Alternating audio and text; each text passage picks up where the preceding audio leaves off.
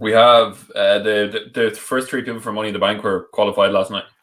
Yeah, it's what they should have done for Hell in a Cell, but hey, whatever. Yeah, like actually build something. But I guess we'll talk Samoa Joe first. Maybe AEW was decent as well. Got AEW up. Hell in a Cell review. See what it was like. I watched the bits of it. Like I didn't like. I saw the crash pad in the Drew and Bobby match. Someone's hand was just. Hell in a Cell results.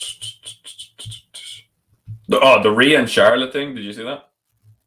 Yeah, pretty good. Well, they were mocking. Apparently, she was mocking Rhea's kicks, but it just looked terrible in isolation, where she was just kicking the air. I love Rhea's kicks. I love her legs. We're live. She used the.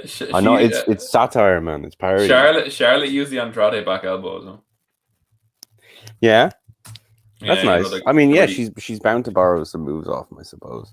That always happens at wrestling couples. I'm sure he'll take one or two off her, like. Yeah, the figure four straight away. Dude, who wouldn't go for the fucking figure four? Figure eight. I think he could do it. Yeah. Yeah. AW grades. There was a Hangman segment that I loved. Loved it so much. So perfect. So perfect. Arn Anderson's son debuted as well. I don't know if you saw that. Brock Anderson team with Cody Rhodes. Brock Anderson. Yeah. When they were revealing that it was him 2 weeks ago, they were like, Brock Anderson. like, thank fuck. Poor William Regal. Thank God he's got a bit of help now. He needs it. It'll make me watch NXT a little bit more. Yeah, that's good. Yeah. Well, I mean, it is Samoa Joe, man. The man's fucking amazing. Sure. He's so good. Yeah, this was just another terrible build for a main roster card. I like a sad one as well. Like they just always are now at this stage. Yeah, it's getting to be a big problem. Cody Rhodes said he's got the body of a 50-year-old. Right. Okay. Then take time off. Please. Then take time off, please. Drew, you're not getting a match with Okada. Fuck off. Sorry.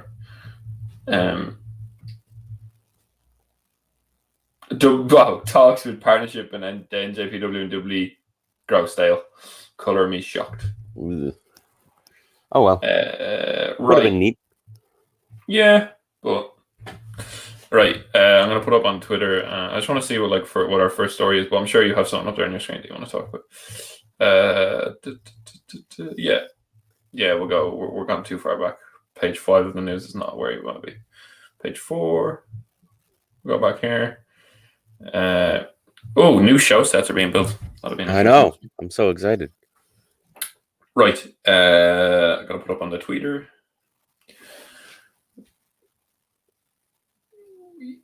We are live. It's good to be back live, but we'll probably we'll hit the hour.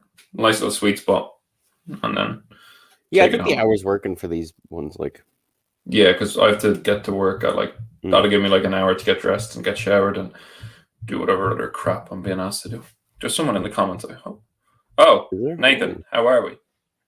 Nathan of Project It's fame and Rogue Opinions. How are we? We do love Project It's. We do love Project It's, and we do love Rogue Opinion as well. I'm doing some reviews with Scott soon. We did a random pay-per-view generator that we have to review, and now we have to review WCW Sold Out, spelled SOULED. I've never even heard of that one. Is that's classic? I've seen the card. Oh my god! It's gonna be a doozy. But no, Nathan's doing a lot of good work and was on the stream last week. So anyone who's on the stream is a good egg. It's a good egg. He's excellent. How are you? Yeah, we're good. I'm a bit tired. I'm angry. I'm not going to watch the football tonight because it's a big night in the Euros with England and Scotland both playing. But I got to work. But I'm good. And Kieran is. I'll let Kieran speak for himself. How are you, sir? Tired. Always tired. Every day. All day. It's great. I love it. Yeah, just tired, but pretty good. Pretty happy overall. Yeah, Nathan is English, and Nathan is probably in the pub already. Probably in the pub already getting really, really drunk before this England match because that's what it seems like. That's what I'm really. The more I think about it, the more I think the government are so happy Ireland didn't get to the Euros because fuck me, the streets would be a lot worse if Ireland were in the Euros. But we have that Delta variant or some shit now, don't we? Because of the fucking Yeah, English. I don't want to. I don't want to talk about COVID. We're nearly at the end. There's like 66% of the population at least partially vaccinated. So let's Doesn't stay feel positive. like it, man. Give it to me. Man, I need a haircut as well. That's another big thing that I need. I'm just gonna put it one more time. Retweet my own tweet because I'm a fake bastard. That's what I do mostly. I just like when I post anything on the Hallway Wrestling podcast, I just go onto my main one and like vainly, like really, really like just self-absorbed, like quote tweet it and pretend it's not me. Love these guys. Great show. Yeah. Fella's an absolute legend. Do join us. Yeah, Grant. All right. I think we're done with the pre-show. I think we can get into some wrestling chat. I don't know where this. To be honest, let's be completely transparent, and I don't think the two people care. Me and Kieran haven't watched Hell in Cell in entirety because who the fuck would watch it? But we're going to chat a little bit about what's going on, and we're just going to go with the flow. So it's time to kick off episode 101, the first one after the live stream. Kieran, take it away. Yeah. Hello, I'm your host, Kieran Brennan. With me, as always, my co-host. Welcome to the Hall Wrestling Podcast as well. His name is... The man that Janae's forgot Rain. Kieran, that's 3 times in a row. Are we getting old? Are we getting old? Are we getting old? I like it. It suits these more relaxed era of the Hallway Wrestling Podcast. I think it's the sun. The cell is still red. Go on, sorry. Nathan asked, is the cell still red? He's referring to Hell in the Cell. Yes, it is.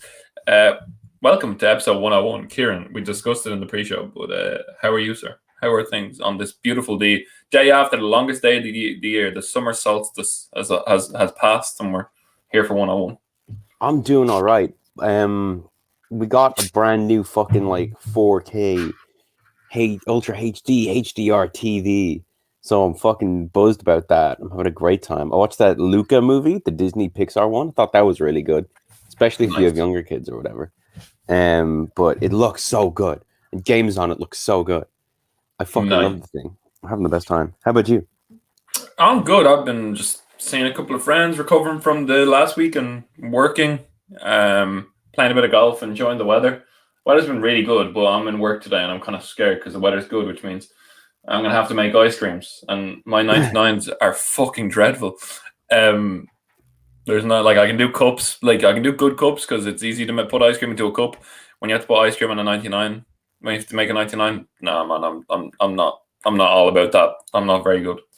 I don't have a steady hand. Like, my hands would naturally shake. I don't know why, but like some people like can keep their hand, but my hand, I think it's just because I'm always on the move. I think my hands just aren't made for making 99.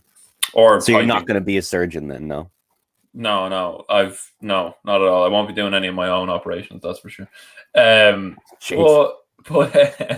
But yeah, you said video games there. I think that's good. Kind of little segue. We always look for little segues into first news stories. But Kieran, you just had a live reaction to AEW's video game kind of first like reveal of like the demo, and it looks like they're taking their time on it, which is very, very good. That's a very, very good thing when it comes to a video game. But what was your first impression? Kenny Omega, I believe, revealed it last week on like an update. But what do you think? It's Darby Allin fighting some like kind of just regen, like just a normal like gen like kind of template. Yeah. But what did you think of it? It visually doesn't look good. It looks like okay at best. But now we've gotten into like an era of games or whatever where if it doesn't look almost real, what are you doing? But gameplay-wise, it looks pretty fun, very arcadey, which is what they were going for, and clearly a throwback to like the older games, which I've never played, but I've seen a fair bit of gameplay from.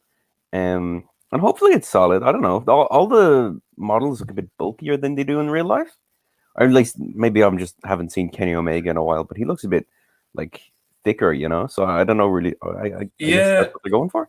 I think it's a slow development, maybe. I would guess that like it's kind of.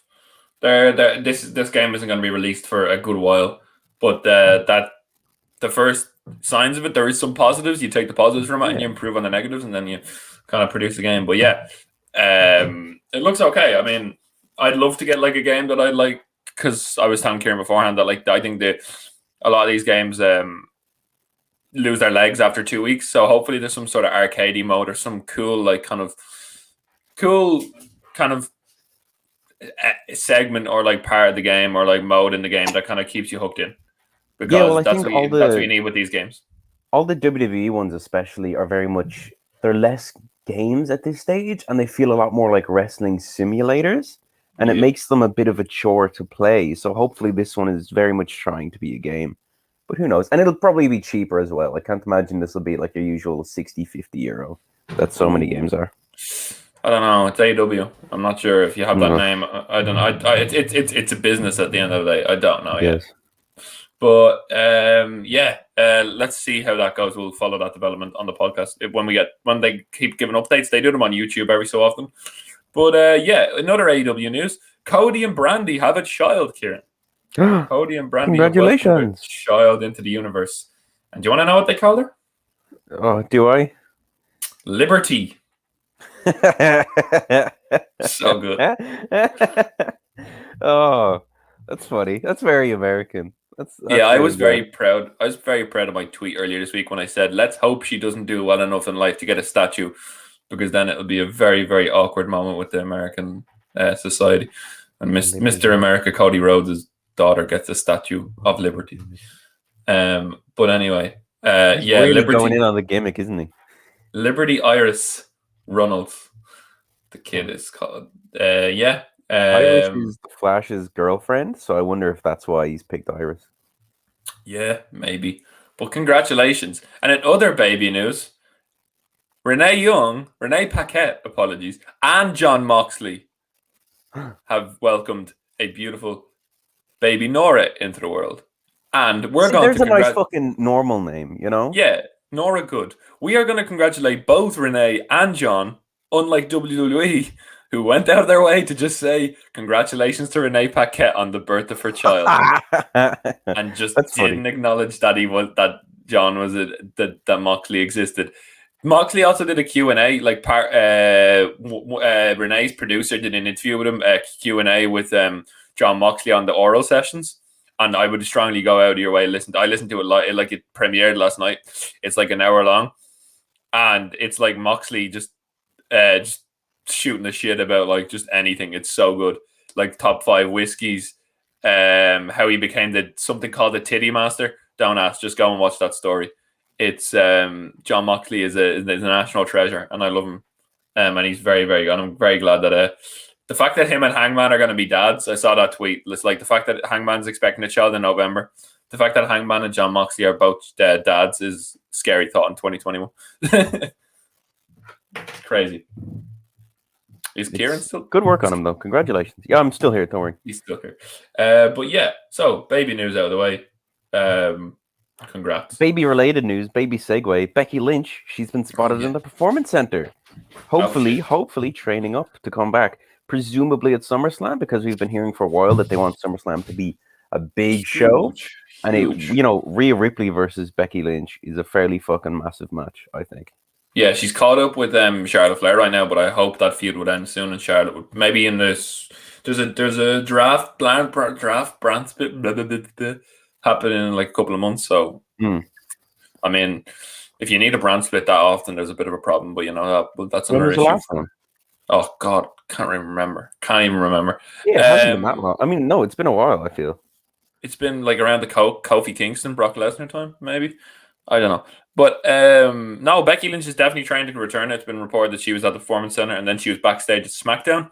So she seems like the kind of person who like it wasn't a case of having a baby. Like having a baby was a bit of a factor to it, but it wasn't a case of I won't be fit enough to return. I'd say if she wanted to, she could have returned very early, but it was the case of she wants to like make sure her child is grown up enough and she's been with the child for the early stage of development enough before she returns. It wasn't a case of physical, it was just a case of the baby, and in her case, I would say. I mean, yeah, imagine so. Take your fucking maternity leave, man. Do whatever you want. And longer if you want, you know? Yeah, because it's only been like a year and a bit. It just feels like so much longer.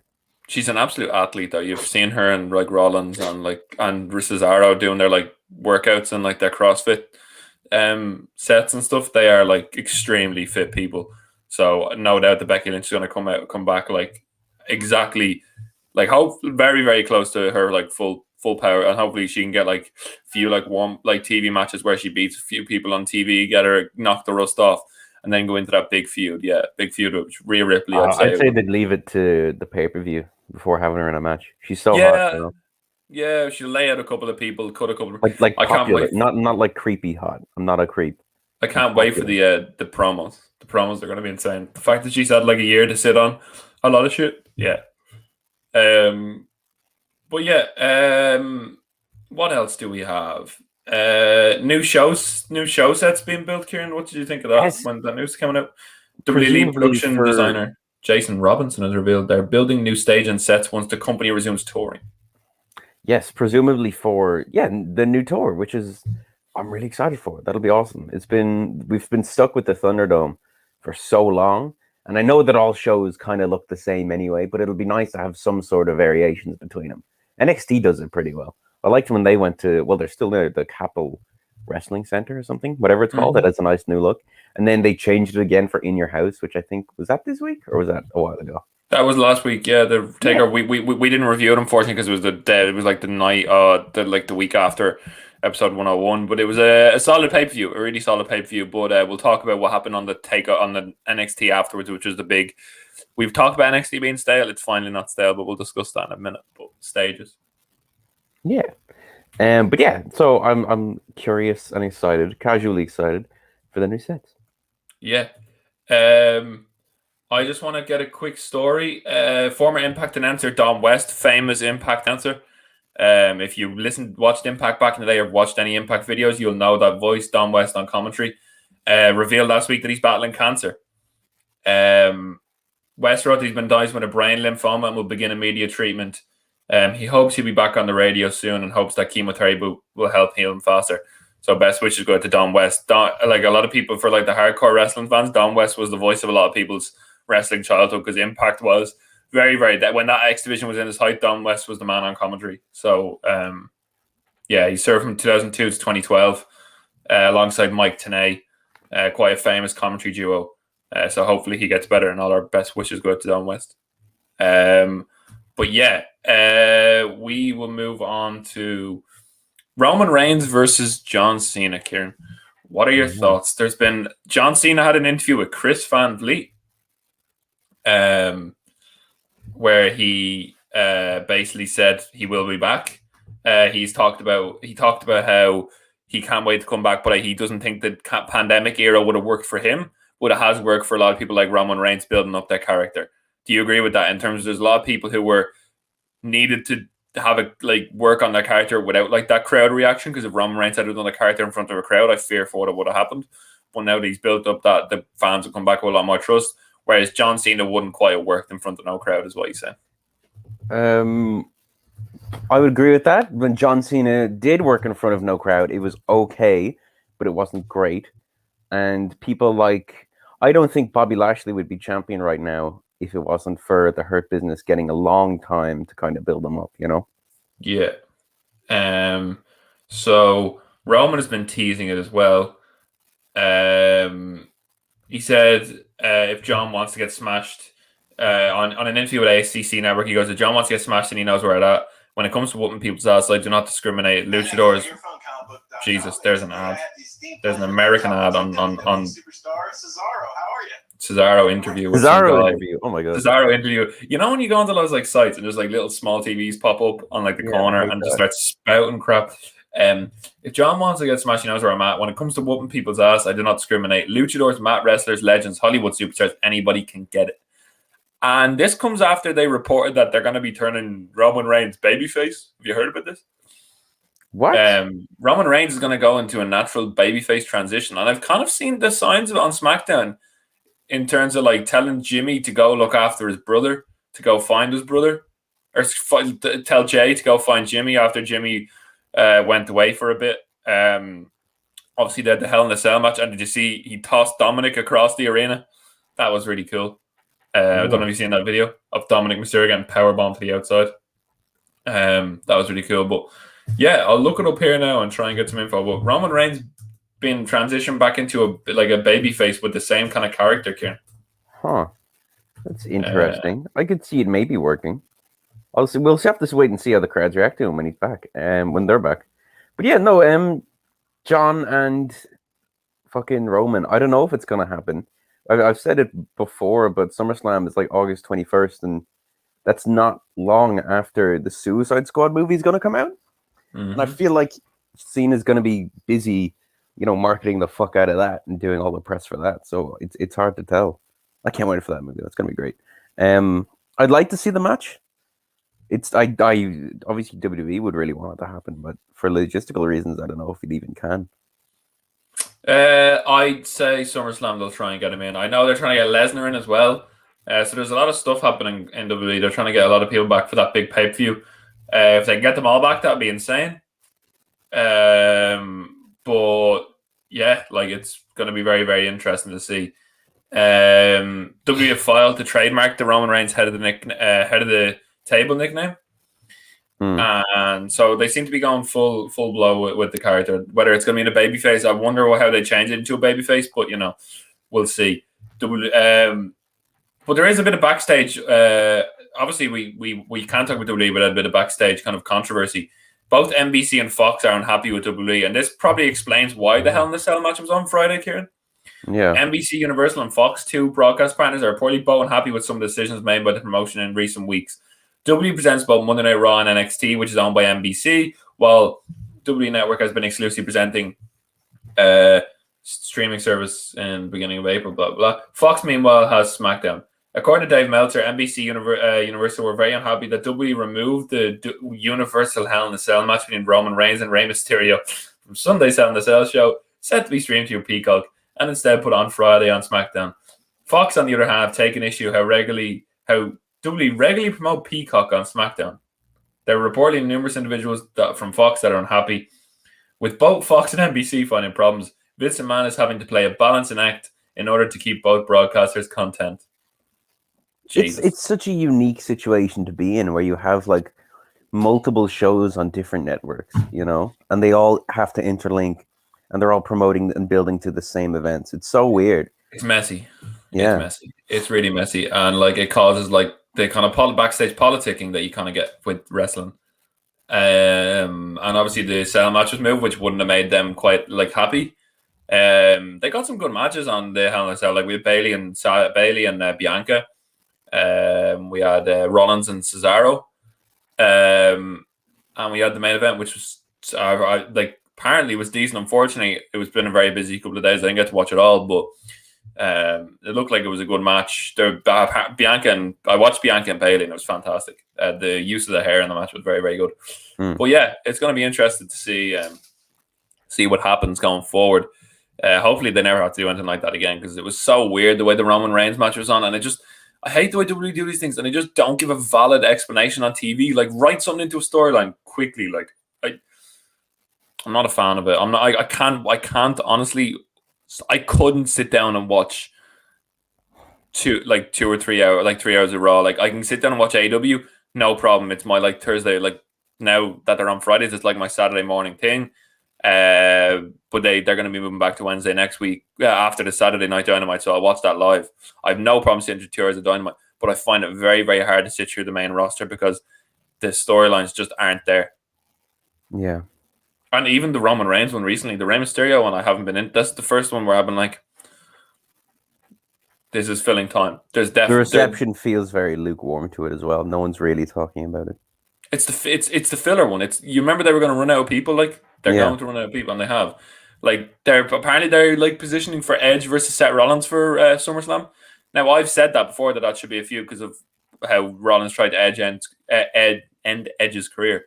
What would you think of that, Edge and Rollins? Do you think I think that with the promos, I think they could build a very, very good storyline. Yeah, no, I'd be way up for it. I think the match could be really good. Edge has kind of proved that he does still have it.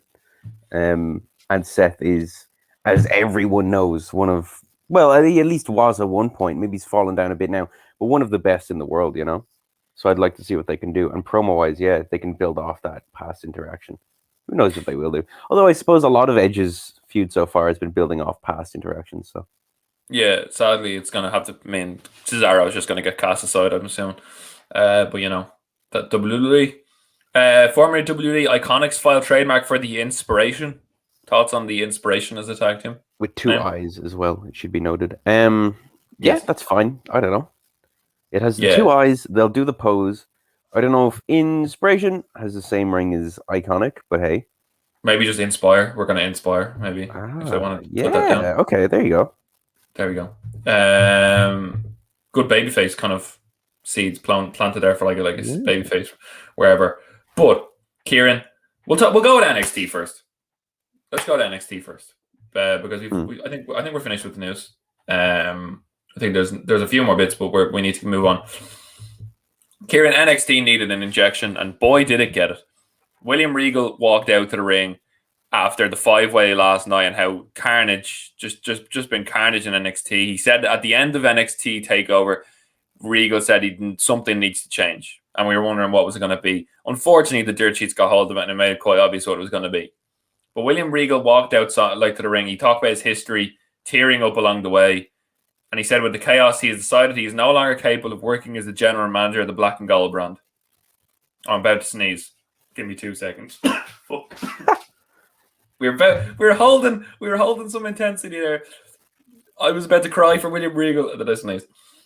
It's quite balmy. I don't know if anyone gets what I'm saying there, but when it's very warm, it gets you feel your chest getting a bit just got a bit like chesty cough. But Karrion Kross interrupted. He demanded that Regal step down and give him power over NXT. Say that Kross was right until that music hit and Samoa Joe came out. Regal told Joe that he needed him to be general manager, and Joe refused to be the new GM. Instead, he wanted to make sure that Regal received his necessary respect from everyone. The offer was changed by Regal to allow Joe to be his new enforcer under 2 conditions. He was not allowed to compete, and he was not allowed to put his hands on talent unless provoked. Joe told Kross to leave my ring, and Kross just left. This was really cool. He just left. The intensity from Joe is fantastic. Him as the enforcer is good. He obviously can't compete in the ring yet, but the fact that he can't beat up someone unless provoked is really good as well. Keeps a bit of like a cap on the whole situation as opposed to just Joe going around, which I'd love to see, but it kind of keeps like, oh, is someone going to provoke Joe? What is provoking Joe? What qualifies as getting provoked? It's kind of a cool little thing. There were some good matches, like Kushida had a cruiserweight match. Breezango defeated Imperium. LA Knight turned on Ted DiBiase after winning the $1 million title. LA Knight won the $1 million title in the ladder match. He beat up Ted DiBiase, and Cameron Grimes came out and made the save. So it looks like they have built. This is actually quite fitting with what we're talking about the Roman Reigns. Cameron Grimes, his new character, was built up as a dickish heel who got into a lot of money, and now with saving Ted DiBiase with this big fired up like babyface fire, he's now a babyface and he's going to try and take that $1 million title away from LA Knight. Interested enough, I just am back in LA Knight whatsoever. I'm not interested. Wow, not at all. No, I don't. No, I just don't think he doesn't fit NXT. He's a main roster. Like if you look at him, Kieran, he is main roster. He can cut a good promo. Like, yeah. But anyway, Zoe Io Shirai is back. Obviously, Poppy came back and helped her return. But my favorite segment of the show was backstage. Kyle O'Reilly and Adam Cole were beating the crap out of each other. Again, screaming at each other, and Cole and Regal was trying to split them apart, and he said, Great American Bash, you're going to have a straight up singles match, Cole versus O'Reilly. And he was like, since you are so pumped up, next week you can decide your own opponents to let off a bit of steam.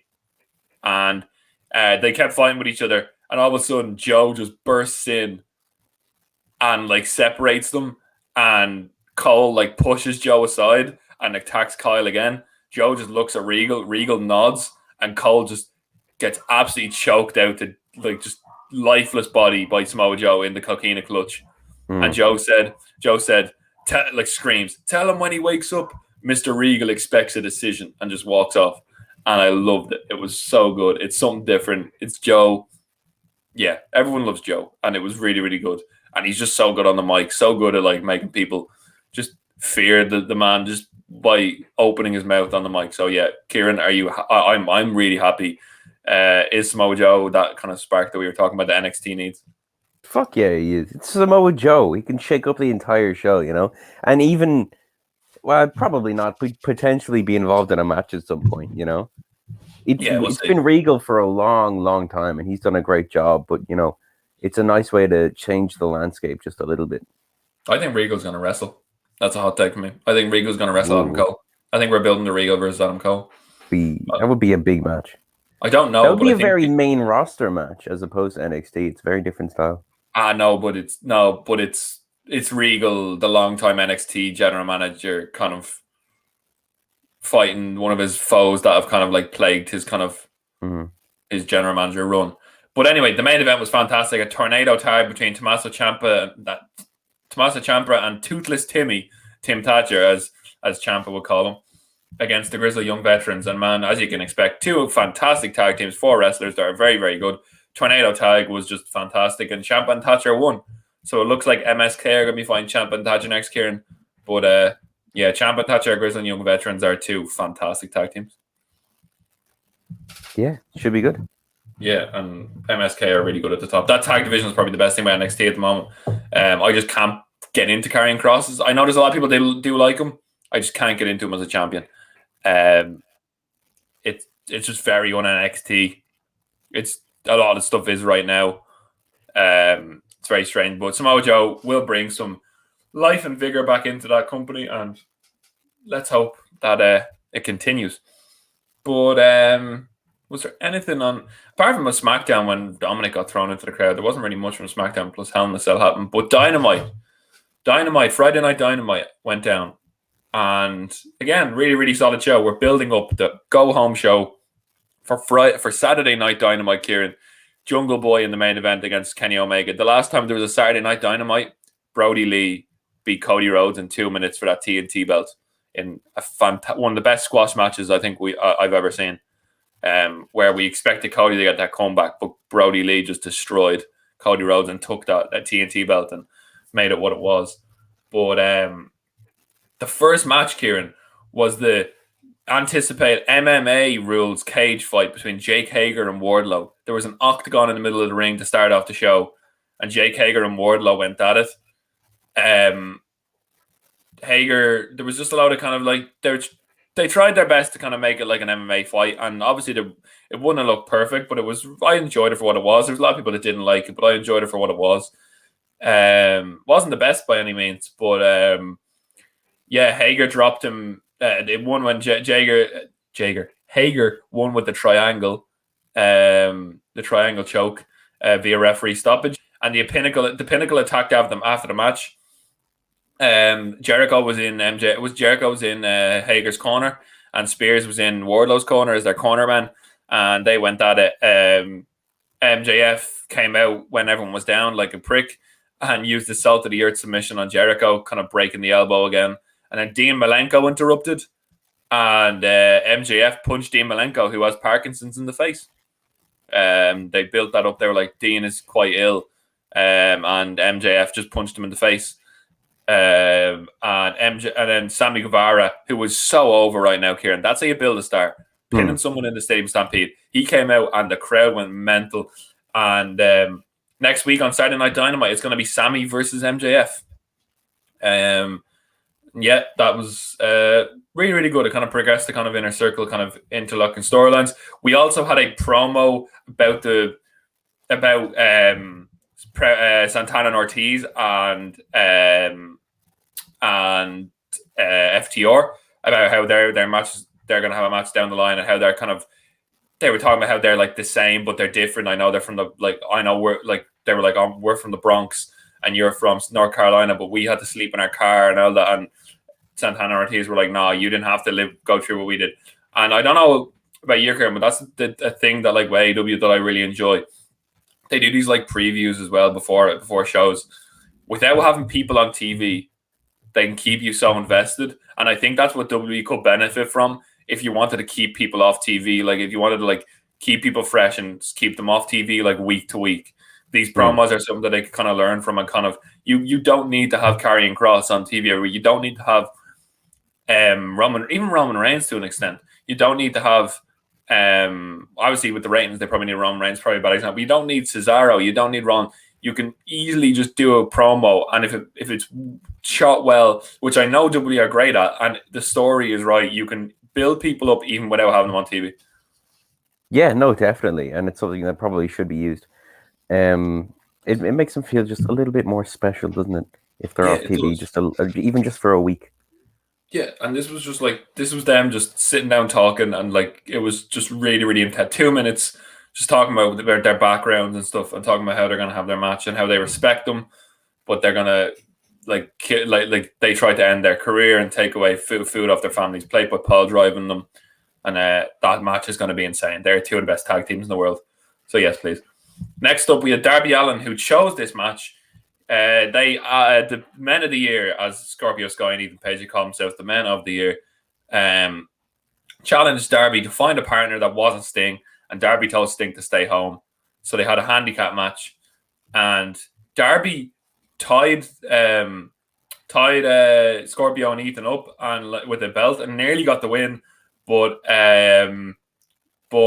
unfortunately the numbers game was too much and Page won with the ego's edge. It's good. They needed a win. I know it's a heel win because it's in a handicap match, but they needed a win and that was good. Team Taz laid down the challenge to Hangman Page. That's Page against Powerhouse Hobbs on Saturday Night Dynamite, because Page and Powerhouse Hobbs are both in the top 5. Hangman's number 2, I believe. Hobbs is number 4. He said, Hangman, you against Powerhouse Hobbs next Saturday, special edition of Dynamite. Then we had Orange Cassidy versus Cesar Bononi. This was really weird because they're called the Wingmen. Peter Avalon, Dolph Ziggler's brother Ryan Nemeth, and JD Drake with Cesar Bononi, and they're all about like fashion. So they tried to like put fake tan on Orange Cassidy, and it was really weird. But then the best friends catapulted Orange Cassidy over the top rope, and like he landed on them, and then he won with the Orange Punch. It was kind of weird. Hopefully Orange Cassidy gets back on. This is hopefully just something that to get Orange Cassidy back on TV after the main event. But yeah, we also had the debut of Cody Rhodes and Brock Anderson versus QT Marshall and Aaron Solo of the Factory. So Brock Anderson was announced as Cody Rhodes' partner. Kieran, he was very green. He was okay, but he looks exactly like his dad, and he had a lot of the same mannerisms. But my God, he wasn't. I don't think he was ready, but it was really, really solid. It was really weird because at the end, who was Brock Anderson won with the jackknife roll up, but Cody was on the ramp because he had like beaten up QT Marshall. Who are QT Marshall and Cody are having a strap match next week in Miami because they're returning to touring. So in like a week, like in a couple of weeks, actually, sorry, they're having a South Beach strap match. It was a really nice moment where Brock and Aaron embraced to put an exclamation point on the kind of on his whole win, but Cody wasn't in the ring. And we all know the history between the Andersons and the Rhodes, Kieran. Do you think this is kind of building to kind of like, could you see Arn Anderson kind of like turning heel on Cody Rhodes because of like the history between Dusty and like the Four Horsemen? Is that like an easy story to write and something that like we shouldn't even be surprised if it happens? How easy is it though? Because if it's too easy, maybe it's a red herring type thing, you know? If that's what everyone's thinking, AEW could twist it and do something else, you know? Yeah, I just don't think Brock Anderson is ready enough to have a singles feud with Cody Rhodes. I just don't think that's possible right now. But if Arn was to bring in like someone, then maybe. But who knows? Maybe he could bring in someone to be like we found someone else to take under to take Brock under his wing, and it could be like an Aleister Black thing or something, which probably wouldn't suit. But there's people out there. Penelope Ford beat Julia Hart. This was strange. It was like Miro came out and after Griff, because Julia Hart is with Griff Garrison and my favorite tag team, the Varsity Blondes, Griff Garrison and Fucking Brian Pillman Jr., man. The man who's actually in the TNT title match next week. Because Miro came out, and this is weird, because remember Miro was with Kip Sabian? He came out and was like, this is unfair against Penelope. And then he flattened Griff Garrison, and then Pillman came back, and then Pillman tried to beat him up. It's like Miro was like defending the wife of the guy that he like told to fuck off. And then they fought, and then it was announced that next week Miro and Pillman are going to fight for the TNT belt. I'm not complaining about that. I'm a big fan of Pillman. He deserves this opportunity. It should be a good match. Again, we had another amazing Dr. Britt Baker promo. She's so good in the promos.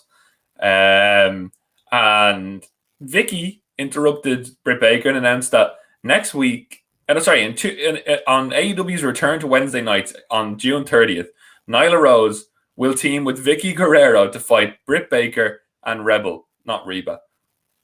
That could be like, I know they're building to the Britt Baker title match with Nyla Rose.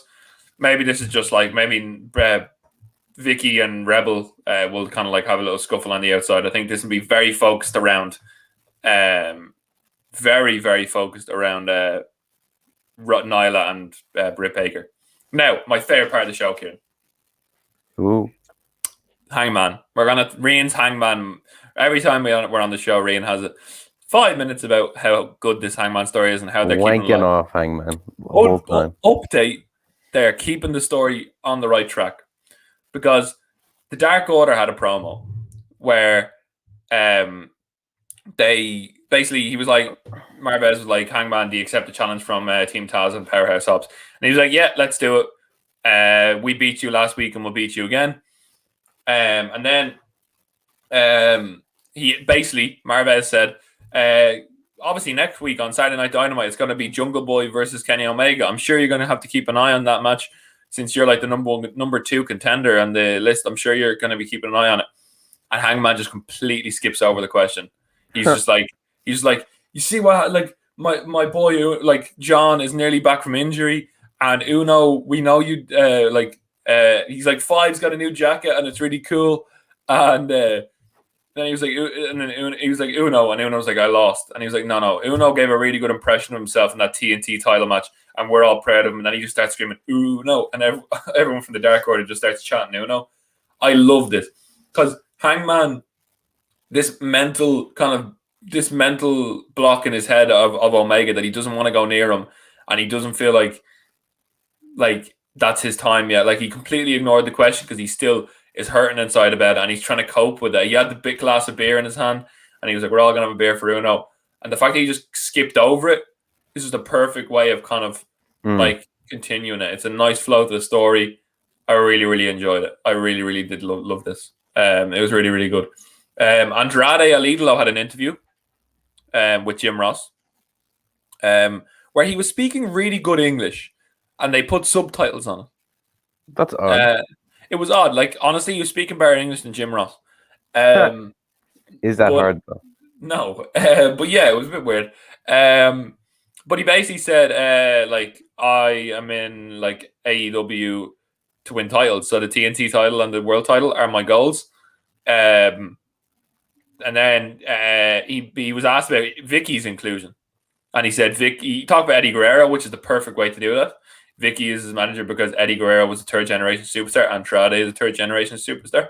And he says, me and Vicky have a surprise. It's like, oh, what's Andrade's surprise? Could be his old love, because Andrade was part of the original Los Ingobernables. Do you know Los Ingobernables, the Naito faction in Japan? Yep, you got a shirt on, didn't you? Yeah, Los Ingobernables started in Mexico. So he with Rush, and Rush is in a faction called La Facción Ingobernables or ROH. So maybe he's bringing in some of his old Mexican or Japanese buddies. And I will not complain about that, because if you want something different, that man heading up a group of like really fired up outsiders, that could be really cool. Really, really cool. So yes, please. And then we had the main event, a grudge feud match between Penta El Zero, Miedo, Eddie Kingston, and one of my new favorite characters in wrestling, Kieran, this elite hunter, Frankie Kazarian. This Frankie Kazarian, who's just on a mission to destroy the elite after they took Christopher Daniels away from wrestling. Battled Matt Jackson and the Good Brothers. So one half of the Young Bucks and Carl Anderson and Doc Gallows in a 6-man. And this is just a really good match. I love this whole Frankie Kazarian thing. There was like promos cut on him, like talking about how he's just going to destroy the Elite, how he's going to take them out one by one. I love it.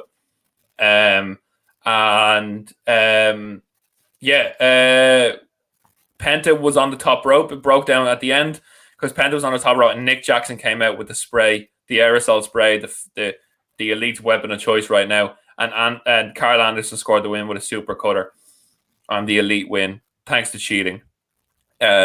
These three guys are going to be Eddie, Penta, and Frankie Kazarian are going to be still on their heels because Pac and Phoenix were taken out by the Elite. And this was really good. I really, really enjoyed it. Solid episode of Dynamite. And then we also had the promo between Jungle Boy and Kenny Omega this week, where Kenny said, Jungle Boy, you can take a free shot. And they got into a brawl. They jumped into a car, and the Elite left Michael Nakazawa to get beaten up by Jungle Boy. But man, Kieran, next week, I said on Twitter, at the start of the pandemic, Jungle Boy was in a tag team. He was a really good wrestler, but everyone was like, where's his ceiling? And coming out of the pandemic, back into fans, next week on Saturday night, main event, primetime slot for AEW on TNT, we're going to have the Tarzan Boy music hit in the main event of Dynamite in a world title match against Kenny Omega. That's how you build a wrestler. It's pretty exciting. It's pretty exciting. And I don't care. Like, everyone knows, like, if we're sadly we're wrestling fans, and these days he's gonna lose. But yeah, there's no way he can't come out of this looking better than he went into it. There's gonna be some near falls. There's gonna be some like close moments. It's gonna be fantastic. I cannot wait for this match. Presumably he'd be injected into like a fucking a mid-card feud, a big mid-card feud afterwards, Oh yeah, like he'll always be of course he will. There's no way you can't go. Like, the only way is down from the title match, but going down from a title match isn't exactly going down. Not at all. But yeah, no, I'm really, really excited. They're really, really building it well.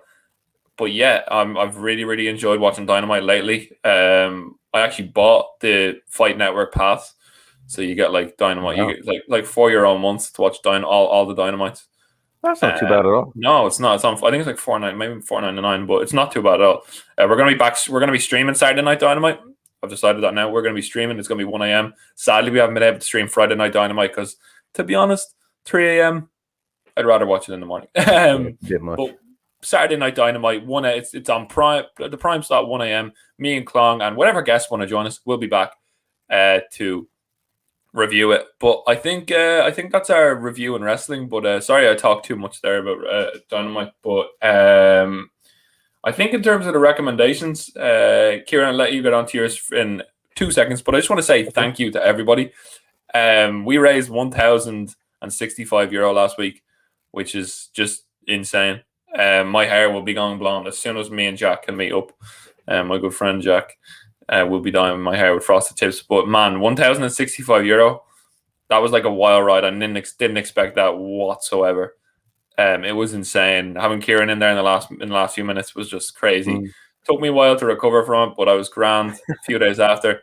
But yeah, I just want to say thanks because I didn't really. It's so weird. Every time there's a fundraiser, I've seen it all the time. You don't really expect you see like the money is like quite low, as in like low, not like it was like €250 at midday, and I was like, are we going to reach our target? And then just shout out to Dave who donated like 160 quid after you reached the target. A good friend Dave from that I met at the wrestling, just an absolute legend. Jesus, I just want to say thank you to everybody. And that money is, I got as you can see there, I got a nice little package. I got a Jigsaw water bottle. I got a snood that I can wear as a mask. I got a wristband and a t-shirt. So I got a free t-shirt as well. And the money is being taken. The best thing about I donate, 100% of it goes to it, and they are taking the money right now. It's being transferred over right now. They're taking all the money and they're going to use it to help a lot of people. So thank you very much. And in terms of recommendations, if this is what you're into, the latest episode of the podcast that I listen to, obviously I've said it before, like Jack Mate's Happy Hour, they have like one of the leading neurosurgeons in the world on to talk about like sleep paralysis and kind of why the brain does things, why people have OCD. So if you're into like stuff like that, it's a really interesting listen, like 2 hours. It's a very, very interesting listen on why the brain does certain things. Because I've always been interested in sleep paralysis because I've never had it, but I've heard like it's a very scary thing, and OCD is quite interesting to like looking behind it. So if you're interested in that sort of thing, then have a look at that. That would be my recommendation. But Kieran, you have already said you've been watching a lot of stuff on that 4K TV, but have you got anything that you want to recommend? I watched Luca. I mentioned it earlier. Luca, the new Pixar movie. It's quite good. It's very cute. And I watched Aladdin. Oh, I love Aladdin so much. Everyone's seen it, I don't know. The animated one, of course, not the shitty fucking live action one with Will Smith. Fuck that. Yeah. Classic Aladdin is one of my favorite animated movies. I love it so much. So everyone just watch that. I love Disney Plus. Disney Plus is the best. Yeah. Is there anything else? I haven't been on a Netflix kick lately. Like there's some stuff that I really want to get into, that I just haven't watched. It's sometimes you just get like so busy that you just kind of like slip into your comfort zone and just watching whatever YouTube video pops up in your subscriptions. So, but yeah, I'm watching a lot of the Euros and a lot of football. Yeah, check out football. Any of the football content. Aaron and Eddie, they were on this show last week. Aaron and Eddie Sideburns were on the football streets never forget. They're doing daily Euro shows, so go and check over there on their channel. Obviously, Tom Foolery are still doing an amazing podcast. They come out with their latest one there, and all our friends who helped out, just go and check out every single one of them because that stream wasn't a one-man thing. We needed a lot of help and we got it. So just check out everyone on Project Dits. The Chinwag podcast are doing their Chinwag week, so go check that out on Project Dits. And Plus at a Time are going to be back soon. So yeah, let's take it home. Me and Kieran are both gonna go to work. Gonna go and earn that bread. But Kieran, it's been a pleasure. We will be back. We'll hopefully nail down a more like. It's very hard to, but hopefully we can nail down some cool stuff and just kind of get the podcast back on the rails with a few, maybe a takeover throwbacks return soon. But I will see you guys very, very soon. And Kieran, it's time to take it home. Yeah, well, this has been the Hallway Wrestling Podcast. I'm your host, Kieran Brennan. With him, he's always my co-host. The man that genetics forgot, Ryan. And as we say at the end of every episode of the Hallway Podcast, get that bread. Earn that bread, baby. Earn that bread. Bye-bye. Man, my mic just like scraped off.